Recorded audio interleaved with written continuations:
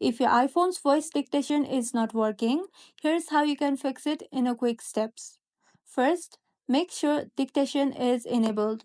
For that, go to your settings app, then tap on general.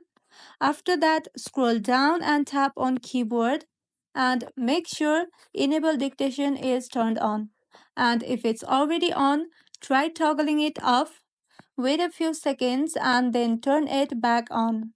Next, check your internet connection. Dictation needs a stable internet connection. Make sure you are connected to Wi Fi or mobile data. After that, restart your iPhone. A quick restart can fix temporary glitches that might be affecting the microphone or dictation systems. And also make sure your iPhone is running on latest iOS version. Outdated software might be causing bugs. And if dictation is still not working after trying all of this, you might want to reset settings or reach out to Apple support. And that's all. If this video was helpful, don't forget to like and subscribe for more iPhone tips and tricks. Thank you for watching.